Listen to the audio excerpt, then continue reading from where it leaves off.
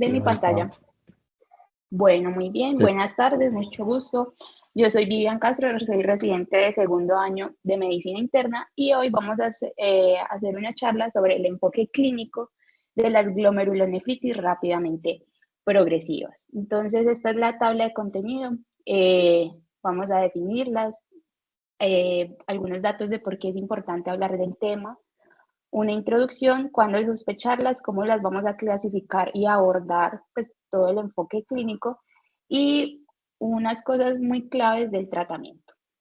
Entonces, en cuanto a la definición, entonces las glomerulonefritis rápidamente progresivas o GNRP como tal no es una patología específica, sino es un síndrome anátomo clínico descrito por primera vez en 1914.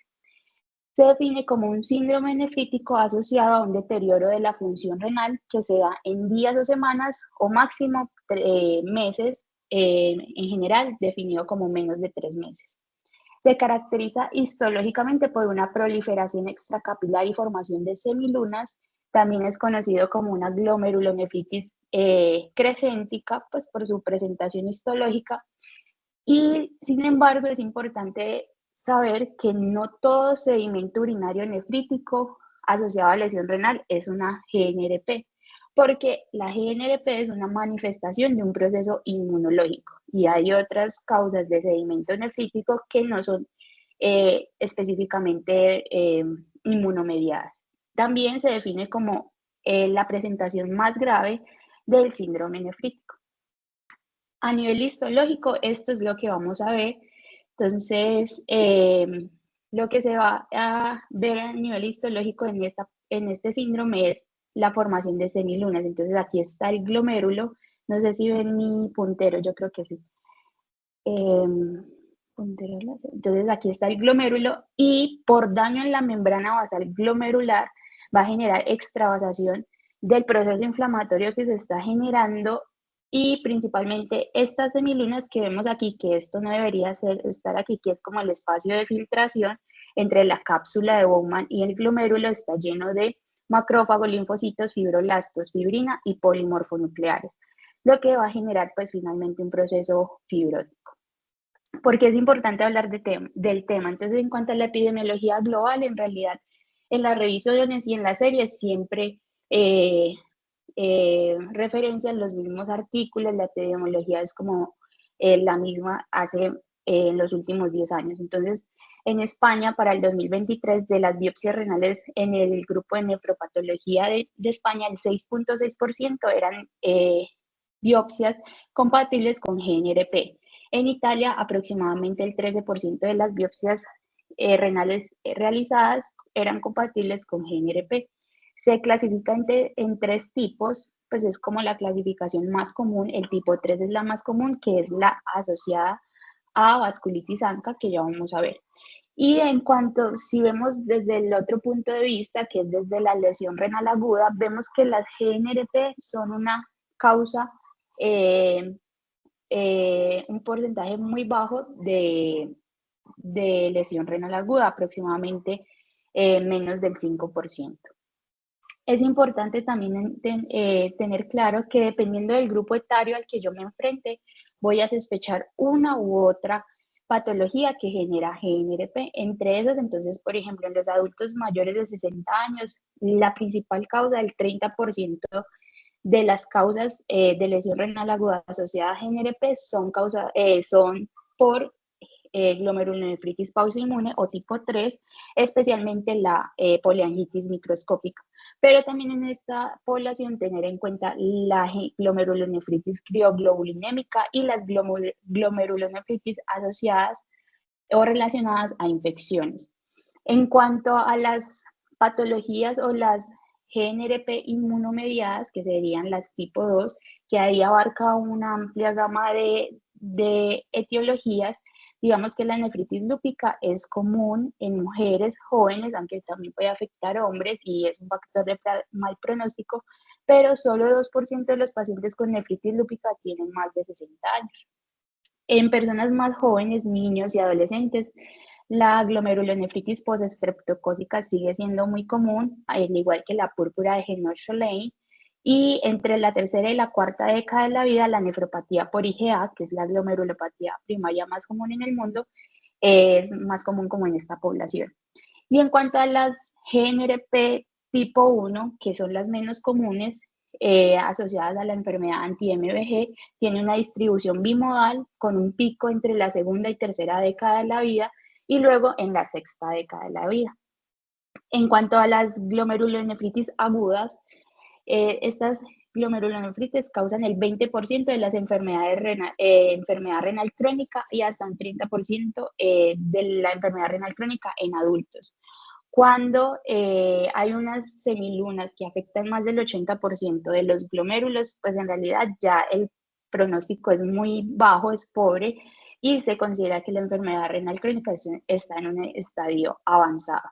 En cuanto a los pacientes con GNRP tipo 1 asociada a la enfermedad anti-MVG, en realidad sí tienen una presentación con una creatinina inicial menor de 5.7, la supervivencia renal a un año es de aproximadamente el 95%.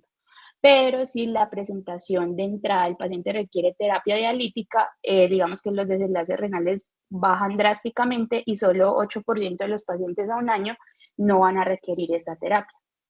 En cuanto a las GNRP tipo 3 o asociadas a vasculitis ANCA, hasta la mitad de los pacientes van a tener una recaída a lo largo de su vida. Factores asociados a esas recaídas, tener ANCAs positivos en el seguimiento a pesar del tratamiento, la presencia de PR3, si bien cuando vamos a ver que el compromiso renal es más asociado a la presencia de MPO, si tengo PR3 positivos, estos tienen peor pronóstico en cuanto a desenlaces renales. Finalmente, el 26% de estos pacientes van a desarrollar enfermedad renal crónica terminal. Sin embargo, si se hace un tratamiento adecuado y el paciente responde, hasta el 65% de esos pacientes que iniciaron diálisis pueden recuperar la función. Entonces, digamos que el pronóstico varía mucho del tipo de GNRP que se genere. Y hay un subgrupo que son los pacientes doble positivos, que es decir, tienen anti-MVG positivo y ANCA positivo, y estos pacientes tienen un pobre pronóstico a pesar del manejo. En cuanto a datos a nivel Colombia, pues en realidad específicamente de GNRP no hay datos. Estos dos son una serie de casos y un estudio observacional descriptivo que encontré en repositorios de la Universidad Nacional y de la Universidad del Norte. Entonces, este primero fue, pues, en mi trabajo de grado, una serie de casos que recogieron entre el 2016 y el 2018. En total fueron 12 biopsias compatibles con semilunas asociadas pues a GNRP. 8 de esas biopsias eran pertenecientes a mujeres y la edad promedio era de 47 años. Similar a la epidemiología global, el 50% eran vasculitis ANCA, el 41% nefritis lúpica clase 4. Importante, el 100% de estos pacientes tenían hematuria y 4 de los 12 continuaron en terapia de reemplazo renal ambulatorio. Ese otro, el estudio observacional descriptivo retrospectivo, evaluaron de un hospital en Barranquilla 1.611 biopsias renales, de las cuales solo 9 eran compatibles con GNRP. De esas, la edad promedio también 43 años, y pues llama la atención que sean pacientes más jóvenes de lo que se reporta pues como a nivel mundial. 5, pues a diferencia del anterior, 5 eran hombres, el 77.8% eran GNRP tipo 3, que es lo más común, el 22% tipo 2, y no se identificó ningún paciente con GNRP tipo 1. En cuanto a los mecanismos fisiopatológicos, entonces, como les decía, se clasifican, hay diferentes clasificaciones, pero la más clásica es asociada o definida por el patrón de inmunofluorescencia en la biopsia renal, es decir, es una clasificación histológica. Sin embargo, me parece pues que es un abordaje adecuado porque tiene, digamos que las etiologías las podemos clasificar y meter como en cada uno de estos cajoncitos y hacer como un abordaje de cuáles son las más frecuentes a las menos frecuentes. Entonces, esos mecanismos fisiopatológicos son asociados a vasculitis ANCA. En este contexto, entonces, Recordemos que el glomérulo pues, es la unidad, la nefrona como tal es la unidad funcional del riñón, pero no lo veamos solo como una, con la capacidad de filtrar, sino que vean esta gráfica donde vemos múltiples tipos de células epiteliales, endoteliales que hacen parte del glomérulo, las células mesangiales, los podocitos, las células endoteliales, las células tubulares y las células pues como epiteliales de la cápsula de Bowman. Entonces, iniciando con las vasculitis, eh, con las GNRP asociadas a vasculitis ANCA, entonces estos anticuerpos que se producen tipo ANCA van a activar los polimorfonucleares, los cuales van a generar una liberación de proteasas, radicales libres, complemento, eso reacciona a nivel del endotelio vascular y va a generar daño capilar, daño de la membrana basal glomerular, que eso genera pues que todo ese proceso que se está generando inflamatorio en el lumen del glomérulo pase hacia la zona extra pues del espacio de filtración y se formen trombos. Algo importante es que se generan formación de granulomas necrotizantes, especialmente en dos tipos de estas vasculitis ANCA, en la PAM no, pero pues eso ya lo vamos a profundizar. Y adicionalmente todo esto se traduce en formación de semilunas, es decir, acumulación de múltiples células inflamatorias junto con fibrina y fibroblastos que finalmente generan fibrosis. En cuanto al mecanismo fisiopatológico mediado por inmunocomplejos, bueno, algo importante de esto es que aquí, digamos que toda esa inflamación es intracapilar. Sin embargo, no hay depósito de complejos inmunes, por eso también lo conocemos como una GNRP pausinmune. A diferencia de la mediada por inmunocomplejos, donde hay formación de inmunocomplejos tanto en circulación sistémica o in situ en el glomérulo, esa formación de complejos, esos inmunocomplejos lo que hacen es activar el complemento forma el complejo de ataque de membrana junto con los radicales libres, lo que va a generar esos inmunocomplejos se van a depositar principalmente en el mesangio y finalmente daño de la membrana basal y todo conduce a formación de semilunas. Finalmente, las GNRP asociadas a enfermedad antimembrana glomerular, entonces esa producción de autoanticuerpos anti-MBG se da por múltiples factores genéticos, ambientales, infecciones que generan daño a nivel de la membrana basal glomerular. Entonces, hay una enfermedad autoinmune, por ejemplo, las mismas vasculitis ANCA pueden generar daño de la membrana basal glomerular. Eso genera exposición de múltiples autoantígenos a nivel de la membrana basal, como por ejemplo la exposición de hexámeros de la cadena alfa 1 del colágeno tipo 4. Importante es ese colágeno tipo 4 principalmente está ubicado tanto a nivel del glomérulo como del pulmón. Y esos autoantígenos generan formación de autoanticuerpos, lo que lleva a formación del activación del complemento, más daño de la membrana basal y finalmente formación de semilunas. Y adicionalmente esos anti-MBG también pueden generar inflamación a nivel del alvéolo y compromiso alveolar. Entonces, en el enfoque de estas patologías, yo les propongo unos pasos como para tratar de hacer un enfoque sistemático pero rápido de esta entidad. Y el primer paso es identificar cuándo yo debo sospechar una glomerulonefritis rápidamente progresiva. Entonces, hay diferentes escenarios clínicos donde yo me puedo encontrar una GNRP. Entonces, uno de esos, el principal, es según la presentación clínica de mi paciente. Entonces, yo debo de tratar de encajar a mi paciente en un síndrome glomerular. Los dos síndromes glomerulares más comunes y más grandes es el síndrome nefrótico y el nefrítico.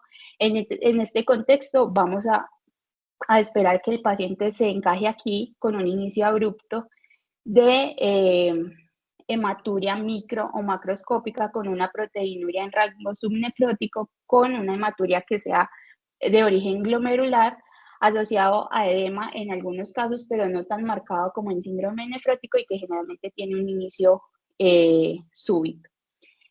Otros síndromes glomerulares o como que hay que tener en cuenta es la hematuria macroscópica aislada, que el paciente tenga proteinurias o hematurias aisladas asintomáticas, y específicamente el subtipo de síndrome nefrítico que estamos abordando, que es la glomerulonefritis rápidamente progresiva. Entonces, como ya les había contado, entonces va a haber una lesión renal aguda asociada a una proteinuria en rango subnefrótico, hematuria de origen glomerular, hipertensión, en ocasiones edema, y puede haber oliguria. Y algo importante es que generalmente el inicio es muy agudo de forma en días o semanas. Según los paraclínicos, también puede ser el enfoque de estas GNRP. Entonces, en el enfoque inicial, un hemograma, un neuroanálisis con sedimento, donde yo identifique esa hematuria glomerular, donde se define, pues digamos que la definición es muy variable, pero si hay presencia de glóbulos rojos dismórficos en un 80%, en algunas revisiones decían que aproximadamente el 35%, la voy a clasificar como hematuria glomerular, o más específico, si encuentro al menos 5% acantocitos, también se considera hematuria glomerular. Algo importante es que, digamos que en el enfoque de estas GNRP, pues digamos que estos son como los paraclínicos iniciales básicos que yo propondría para hacer un complemento, porque hay algunas clasificaciones que permiten clasificar estas patologías, estas entidades en si tienen complemento consumido o no, e incluso algunas otras según si tienen anticuerpos ANCAS positivos o no. Siempre de entrada descartar VIH, virus hepatitis B y hepatitis C, y los otros paraclínicos, pues como opinión personal, según la sospecha clínica. Sin embargo, dependiendo de donde uno revise, por ejemplo, en esta revisión de Lancet, ellos dicen que de entrada hacen un panel autoinmune completo, dado pues como la importancia de identificar rápidamente la causa e iniciar un tratamiento precoz en estas entidades.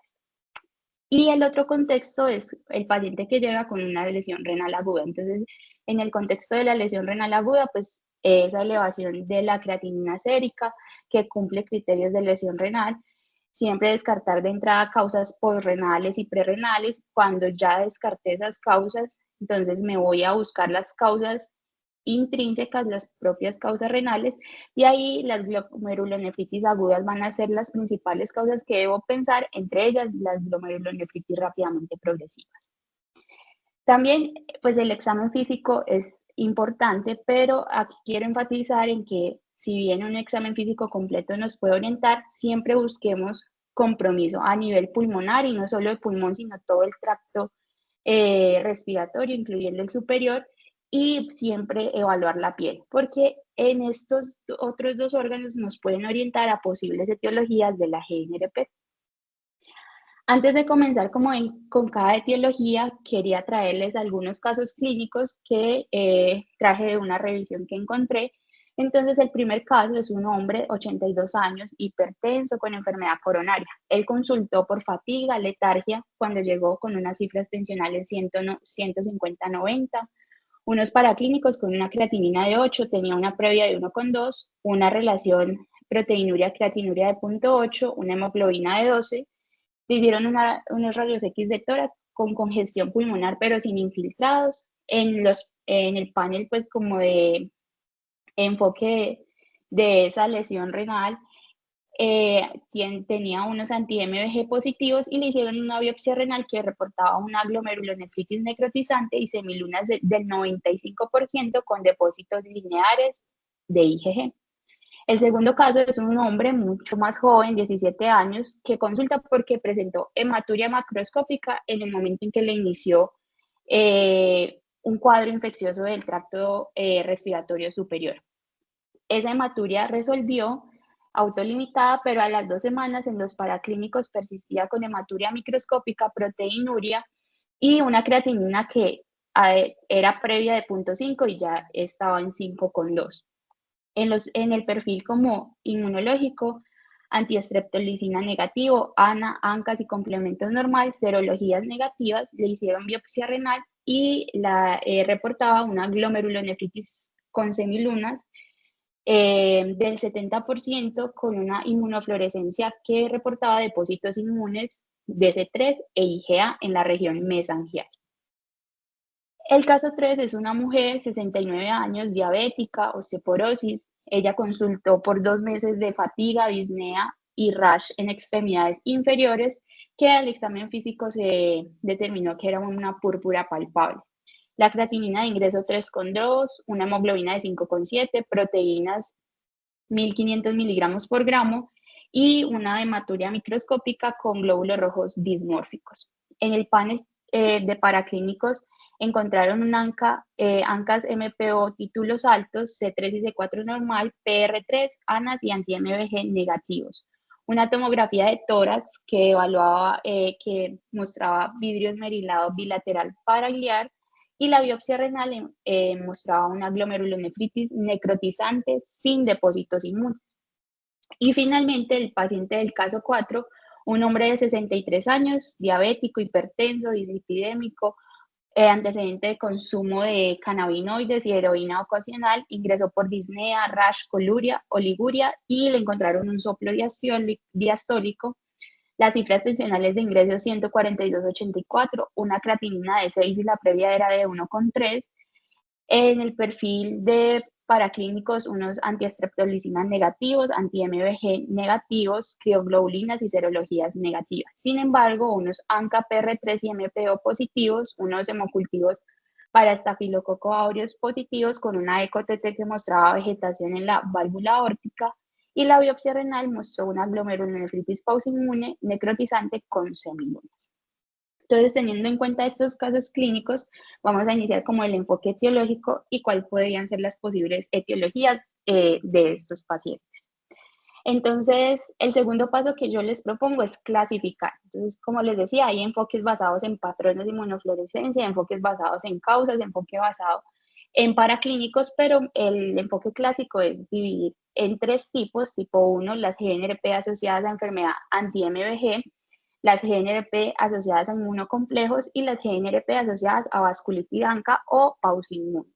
Se han descrito tipo 4 y tipo 5. La tipo 4 una combinación entre la anti-MBG y la vasculitis ANCA, y la tipo 5 una causa idiopática donde en la biopsia encuentran una glomerulonefritis pues crescéntica pauciinmune pero ANCA negativo. Entonces, se clasifica como idiopática. Aquí les traigo, esto fue un estudio retrospectivo descriptivo de unas biopsias renales en un laboratorio de nefropatología de la Universidad de Carolina del Norte.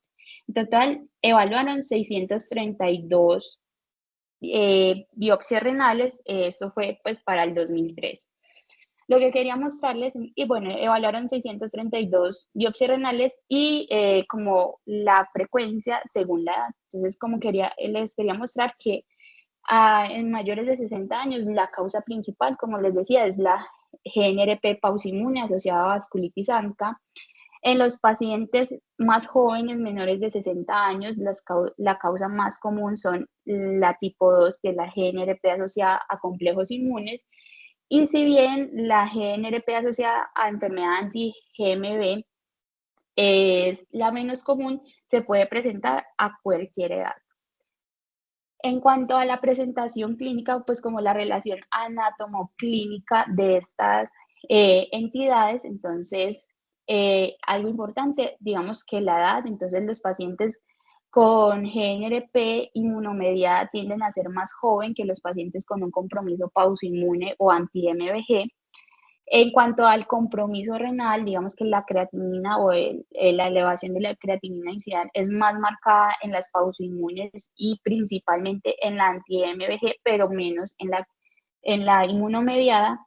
Y a nivel de la histología, digamos que aquí lo que quiero mostrarles es que el compromiso a nivel de de producción de semilunas de más del 50% es más común en la enfermedad asociada a anti-MBG. Es decir, esta enfermedad, a pesar de que es la menos común, es la que mayor compromiso renal y mayor producción, pues formación de semilunas genera. Entonces, comenzando con las más comunes, que son las GNRP pausiinmunes asociadas a vasculitis ANCA, recordemos que causan aproximadamente el 60 al 80% de los casos de GNRP.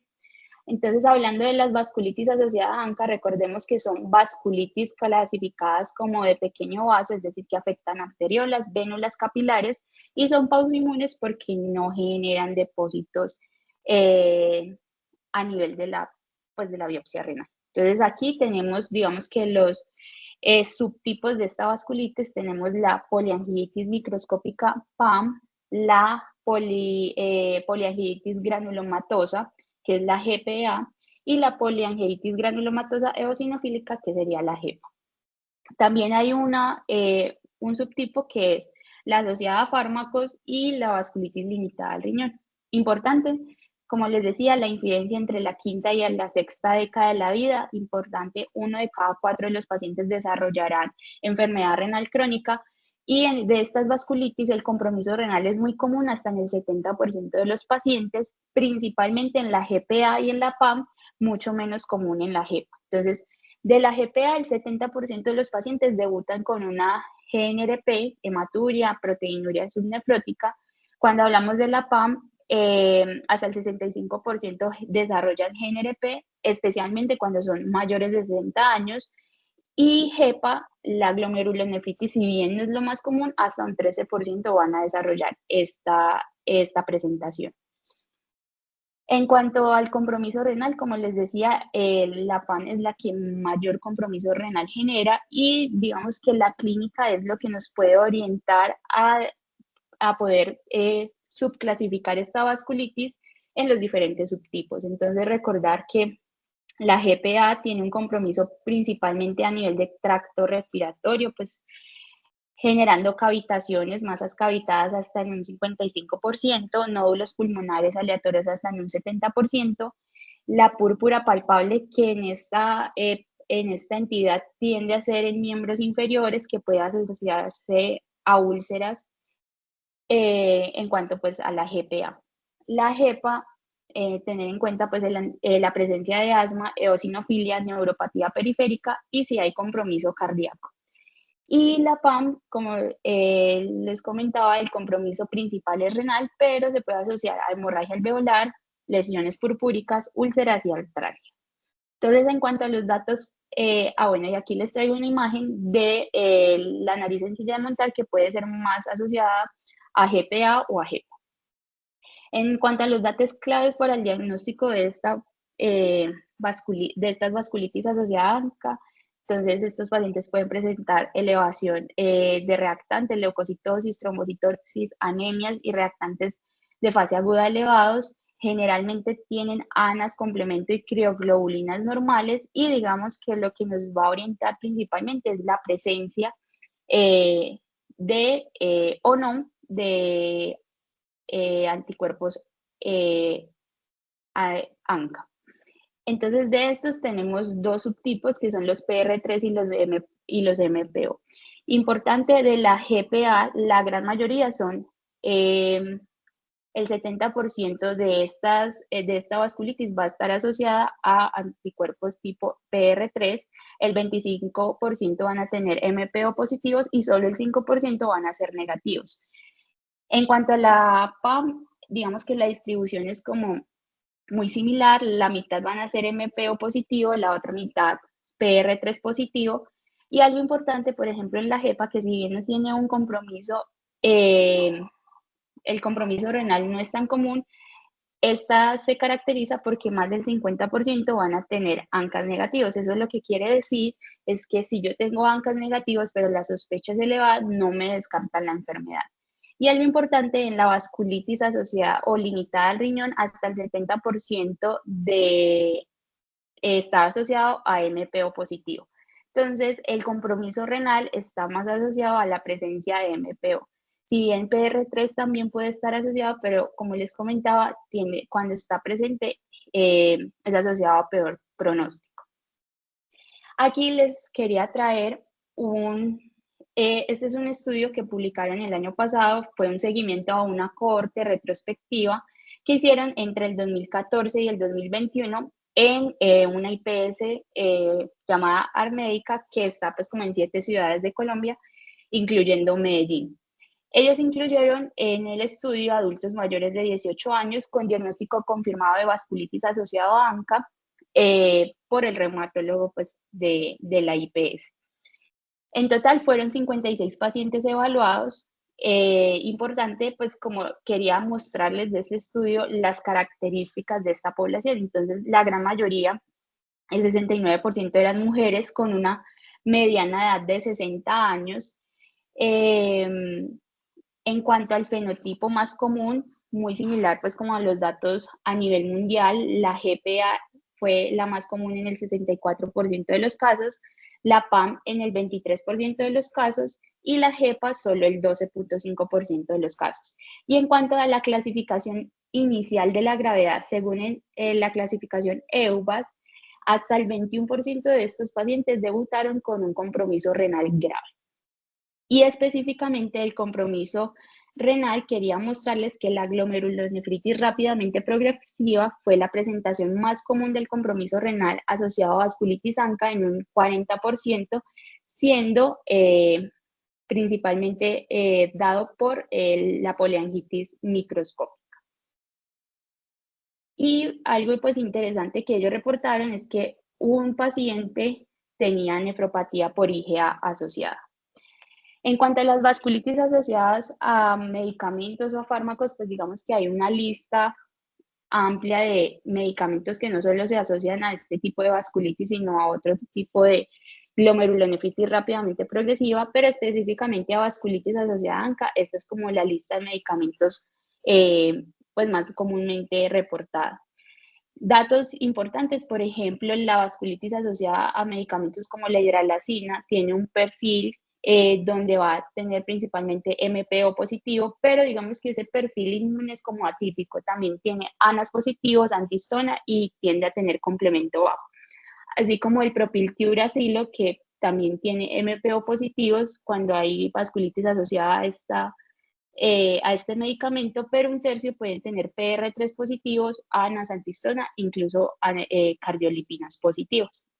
Específicamente hablando de la cocaína, entonces tenemos el síndrome de vasculitis por cocaína levamisol, que si bien es una causa rara de vasculitis asociada a ANCA, pues es importante abordarla porque el levamisol contamina aproximadamente el 70 al 80% de la cocaína en Estados Unidos.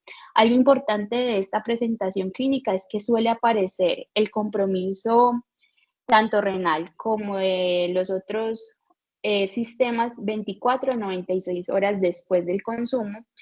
Y si bien la clínica, digamos que es más florida en otros sistemas como las lesiones en piel que se presentan en el 91% de los casos, especialmente esa púrpura retiforme que compromete las orejas y los miembros inferiores asociada a úlceras necróticas, también hay aproximadamente un 5% puede tener compromiso del septum nasal. Otras manifestaciones asociadas a esta vasculitis, la hemorragia alveolar y las artralgias, y datos claves como en el diagnóstico es que tienden a tener agranulocitosis dada por leucopenia. Si bien la glomerulonefritis es muy variable, no representa en los datos pues, globales, es un compromiso en la minoría de los pacientes, puede llegar a presentar una GNRP.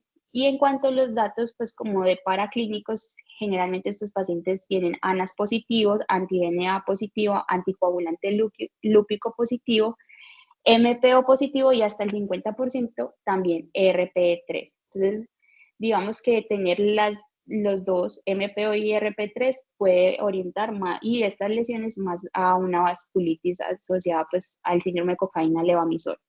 Y la biopsia renal muestra una vasculitis leucocitoclástica. Aquí les traigo como una serie de casos publicados, pues como el perfil clínico de 30 pacientes en Colombia. Y lo que quería mostrarles es que la nefritis como tal, de esos 30 pacientes, se presentó en 17 de estos pacientes, es decir, más de la mitad de los pacientes tuvieron un componente nefrítico. De esos 17 pacientes, 8 fueron a biopsia renal, 12.5% tuvieron, pues se reportó una glomerulonefritis pausoinmune proliferativa, pero el patrón histológico más común fue la glomerulonefritis membranosa. Entonces, si bien hay un síndrome nefrítico o una nefritis asociada a esta vasculitis, la glomerulonefritis rápidamente progresiva no es la manifestación más común. Siguiendo con el otro tipo de GNRP asociadas en este caso a inmunocomplejos, esta recordemos que representa el 15 al 20% de los casos.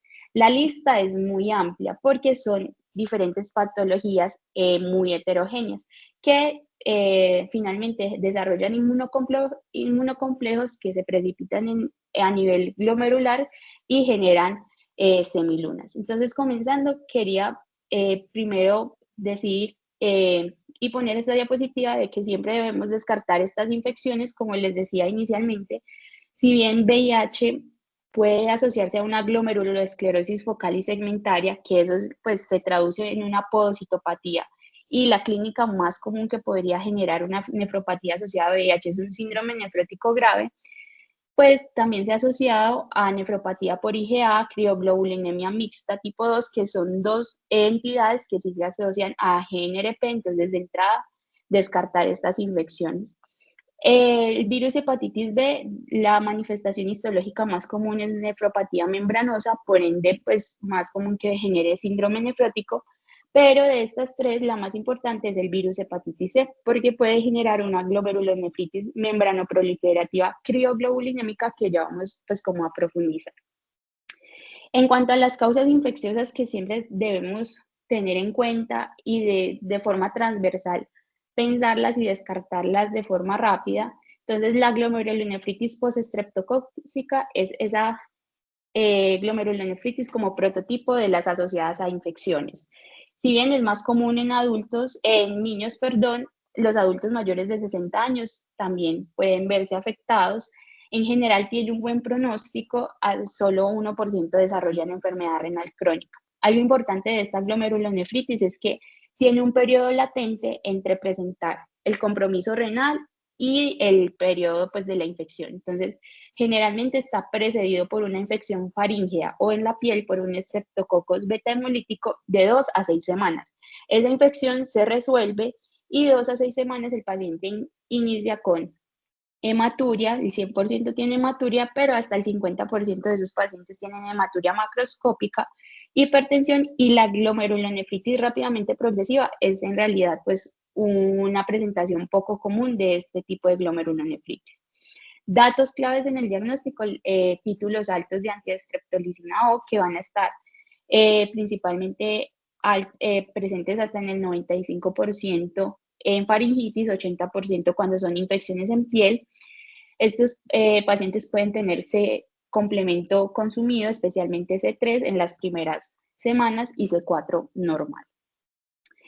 En cuanto a las glomerulonefritis asociadas a infecciones o también llamada glomerulonefritis asociada a infección por IgA dominante, aquí la diferencia a la que les expliqué previamente es que hay una infección activa y generalmente es una infección que es subaguda o crónica y hay una antigenemia prolongada. Entonces, esta está precipitada por antígenos infecciosos que que generan formación de inmunocomplejos. Aparte del estreptococo, que es el más común, pues tenemos otros agentes como el estafilococo, que puede generar este tipo de presentación. Factores de riesgo, la edad, a mayor edad, la nefropatía diabética, la enfermedad renal crónica previa, el uso de drogas intravenosas, el alcoholismo y las malignidades. Entonces, estos pacientes tienen una clínica de pronto un poco más florida, falla cardíaca, hipertensión, lesión renal aguda y hasta el 16% debutan con una GNRP. El compromiso extrarrenal en esta patología es poco común, podría haber púrpura y dependiendo del foco infeccioso. Entonces, si es una osteomielitis, pues compromiso y manifestaciones de esta, o por ejemplo, si hay presencia de un absceso. Como les decía, en adultos la endocarditis por estafilococo aureus es la causa más común de este tipo de glomerulonefritis, pero 10% pueden estar explicados por gram negativos, especialmente asociados a abscesos. Datos claves en el diagnóstico: esta patología puede consumir complemento, hasta el 80% pueden tener C3 bajo, el 50% de los pacientes van a tener hemocultivos positivos. El ecocardiograma, pues digamos que la sospecha de endocarditis nos puede guiar buscando vegetaciones, y algo importante es que hasta el 43% de estos pacientes pueden tener anticuerpos ANCA positivos, especialmente asociados a endocarditis. Entonces, que yo tenga un ANCA positivo, si el paciente tiene una clínica muy sugestiva de endocarditis, no me descarta y pueden ser pues fuertemente asociados a esta patología. En cuanto a la nefritis lúpica, entonces es una de las manifestaciones más graves del lupus eritematoso sistémico. Hasta el 50 al 70% de pacientes con LES en los primeros 5 años desarrollan una nefritis lúpica. Importante, la presentación y el compromiso renal es muy variable. Cosas a tener en cuenta: el 100% van a tener proteinuria. Lo más común es que hasta el 65% de los casos tengan un síndrome nefrótico asociado. La hematuria microscópica hasta en un 80%, pero la GNRP se puede presentar en un porcentaje no despreciable de hasta el 20% de los casos. Factores de mal pronóstico: que sean jóvenes, que sean hombres, que sean afroamericanos o latinos, y tiende a presentarse en los primeros 3 a 5 años del inicio del lupus. Un cuarto de estos pacientes progresan a enfermedad renal crónica a pesar del tratamiento, y el 20% terminan necesitando una terapia de reemplazo renal. En cuanto al patrón histológico, entonces hay 6 tipos. El tipo más común y más grave es el tipo, la clase 4.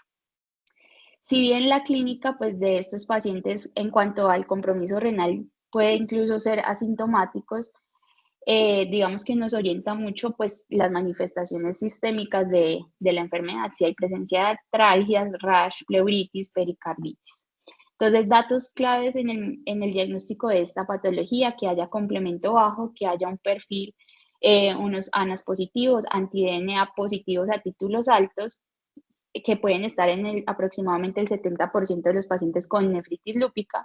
El anti-SMID es muy específico de nefritis lúpica, sin embargo, solo el 25 al 80% de los pacientes lo presenta. Siempre solicitar un perfil SAF, y también hasta un 20% de los pacientes con nefritis lúpica pueden tener ANCAS positivos. Sedimento urinario activo: y si se realiza una biopsia renal, digamos que de los 6 tipos, como les digo, el clase 4 es el más común, pero que haya una presencia del patrón full house es como muy específico de nefritis lúpica. En cuanto a la nefropatía por IgA, entonces esta es la glomerulopatía primaria más común en el mundo, también conocida como glomerulonefritis mesangial proliferativa. Como les comentaba, es más común en hombres entre la segunda y la tercera década de la vida, y algo importante es que el 40% van a desarrollar enfermedad renal crónica. La presentación clínica de esta patología es muy variable. Sin embargo, a diferencia de la glomerulonefritis postestreptocócica, la latencia estos pacientes pueden tener una infección previa también del tracto respiratorio superior, pero el periodo de latencia es muy diferente. Aquí es 24 horas, casi concomitante con la presentación del compromiso renal. La hematuria macroscópica se presenta hasta en un 50% de los casos. La lesión renal aguda no es tan común, aproximadamente el 5% de los casos. Sin embargo, en mayores de 60 años, que tampoco pues, es como la edad común, pero cuando se presenta esta patología en esos pacientes, hasta el 40% presentan GNRP.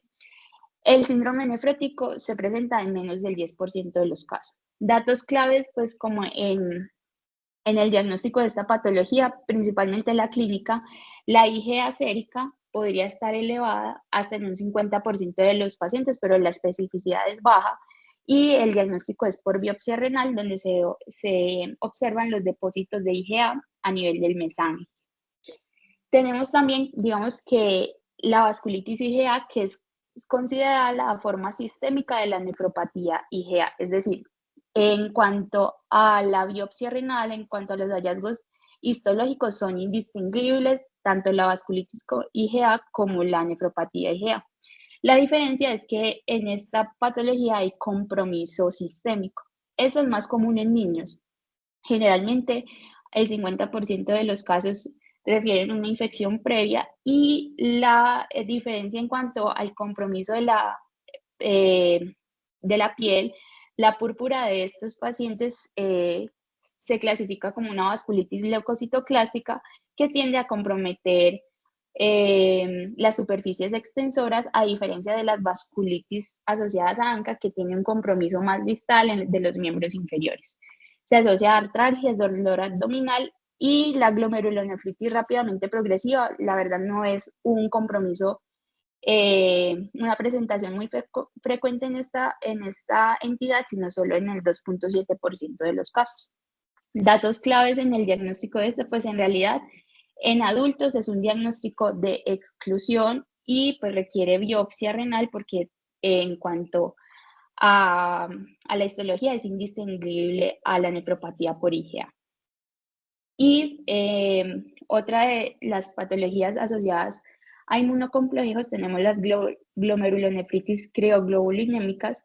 Entonces recordar que estas crioglobulinas son inmunoglobulinas que se precipitan a temperaturas bajas, desencadenado por infecciones, enfermedades autoinmunes, procesos linfoproliferativos, pero que a temperatura normal, a 37 grados, se disuelven.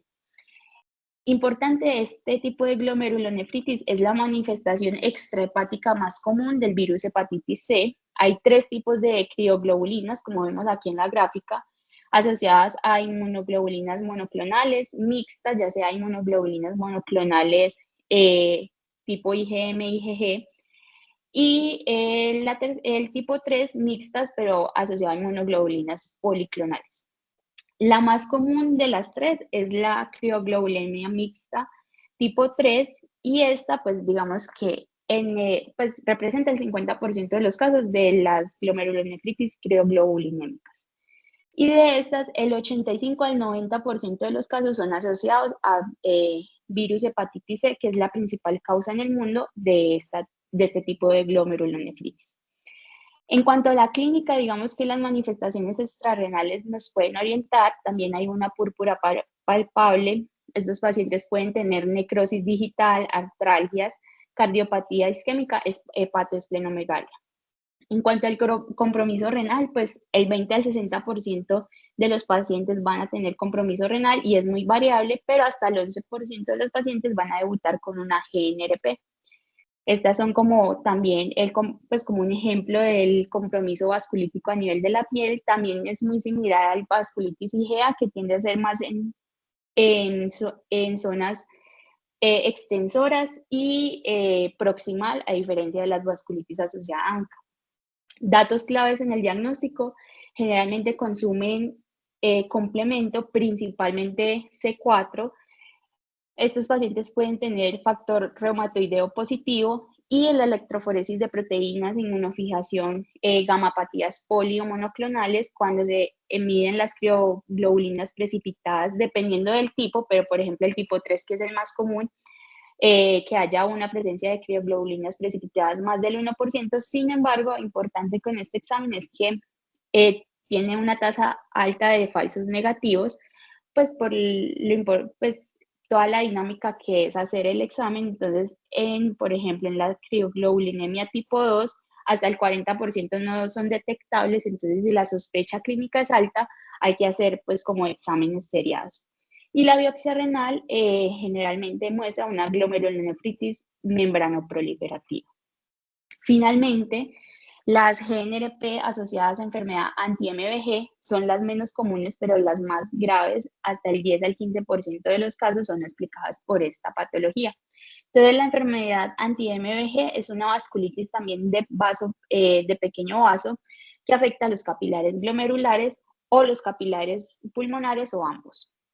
Se da principalmente por depósitos de esos anticuerpos que les comentaba, que se forman contra este componente del colágeno tipo 4. Esos depósitos se depositan de forma lineal a través de la membrana basal glomerular. La enfermedad anti-MVG, digamos que abarca varios síndromes, como el síndrome pulmón-riñón, el síndrome de Good-Pasteur, la propia, pues la enfermedad como tal, anti-MBG, y la enfermedad de Good-Pasteur. Importante, pues, digamos aquí, lo que más nos interesa es el síndrome de Good-Pasteur, que es esa GNRP asociada a hemorragia alveolar.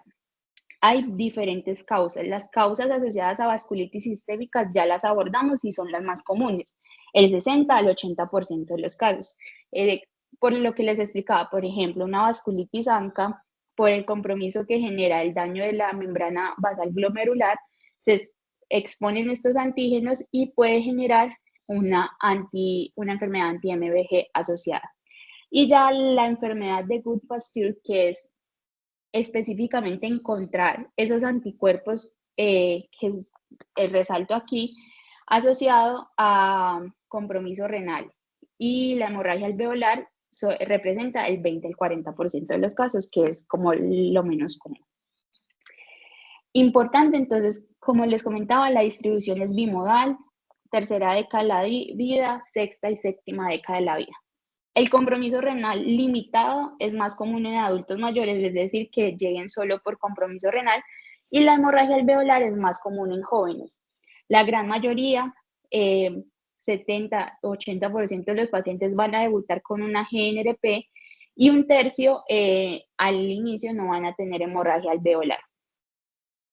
Importante cuando vamos a sospechar hemorragia alveolar, cuando tenga una radiografía, un TAC compatible, entonces patrones como infiltrados intersticiales, el patrón de empedrado podría orientarnos.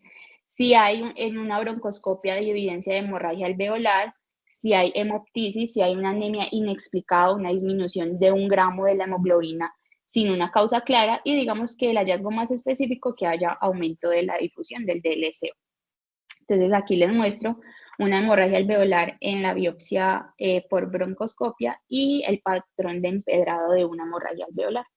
Datos claves para identificar y diagnosticar esta patología: que haya anticuerpos contra la membrana basal glomerular positivos, sin embargo, hasta el 10% no son detectables.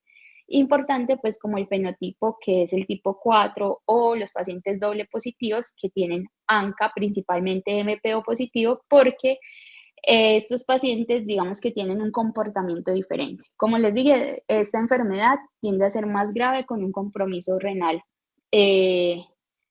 peor frente a las otras dos clasificaciones que les mostré. Sin embargo, cuando un paciente tiene ANCA-MPO positivo asociado a anti-MBG, tiene mejor pronóstico renal, pero se comporta más como una vasculitis, entonces tiene mayor riesgo de recaídas, que vimos que es alto hasta en el 50% de los casos. Aquí, continuando como con el estudio que les mostraba de los hallazgos histopatológicos de las biopsias renales en la Universidad de Carolina del Norte. Entonces aquí quería mostrarles como las diferencias que tienen esos pacientes que son doble positivo, es decir, que tienen tanto ANCA como anti-GMB positivo. Entonces, tienden a ser, mayores. Por ejemplo, la media de edad en esta muestra fue de 68 años versus los pacientes que solo tienen MPO o PR3 o que son anti-GMB positivo. También importante, estos pacientes tienden a tener menos semilunas que los pacientes que son anti-GMB positivo solamente, y el compromiso renal, si bien es importante, pues tiende a ser menor que los pacientes que solo tienen enfermedad anti-MBG. Finalmente, pues en cuanto a las glomerulopatías primarias, abordamos todas las que causan síndrome nefrítico, que son la glomerulonefritis postinfecciosa, la asociada a infecciones y la nefropatía IgA. Sin embargo, esta diapositiva solo quería mostrarles que, a pesar de que nosotros dividimos las glomerulopatías primarias como las que causan síndrome nefrótico y las que causan síndrome nefrítico, las mediadas por inmunocomplejos, que se caracterizan más por generar un síndrome nefrótico, pueden llevar a una glomerulonefritis rápidamente progresiva, como vimos, pues, por ejemplo, con virus hepatitis C. Y finalmente, el tercer paso que les propongo es hacer pues como una lista de diagnósticos diferenciales y aquí muy importante las microangiopatías trombóticas. Cuanto a estos síndromes de microangiopatías trombóticas, entonces recordar que son lesiones de la arteriola por trombosis intraluminal plaquetaria que generan obstrucción, ya sea parcial o completa pues de la luz luminal, pues de la luz, perdón, del vaso. Importante, si bien hay diferentes clasificaciones, están las primarias, las asociadas o mediadas por el complemento y las secundarias. Las más secundarias asociadas a enfermedades autoinmunes son como las que más nos interesan acá porque en pacientes con lupus, aproximadamente hasta el 15% de las biopsias renales realizadas en pacientes con nefritis lúpica van a tener una microangiopatía trombótica asociada. Datos claves, la presencia de trombocitopenia, anemia hemolítica microangiopática. Importante en cuanto a la presentación clínica, el SHU típico generalmente tiene una infección gastrointestinal previa como antecedente. La MAT inmunomediada o SHU atípico tiende a tener mayor compromiso renal y neurológico y la PTT tiene más compromiso hematológico y menos compromiso renal.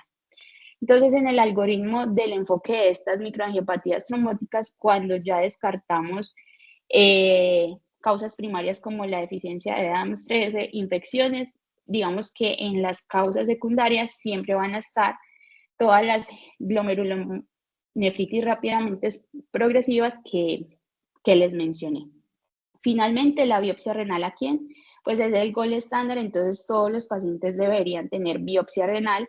Sin embargo, pues digamos que no es inocua y tiene algunas desventajas.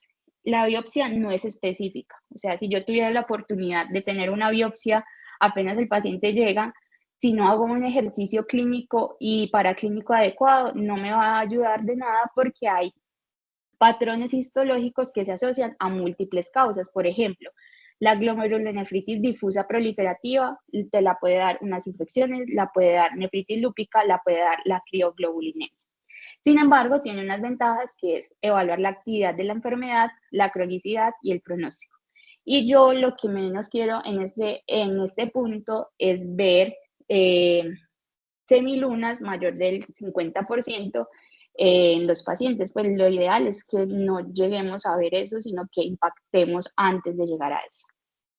Finalmente, el cuarto paso, el tratamiento precoz. Entonces, como les dije, el enfoque era del enfoque clínico, entonces medidas generales, estos pacientes en general van a recibir un manejo inmunosupresor a base de esteroides, ciclofosfamida o rituximab. Algunas entidades se pueden beneficiar de plasmaféresis y algunas otras tratamiento específico.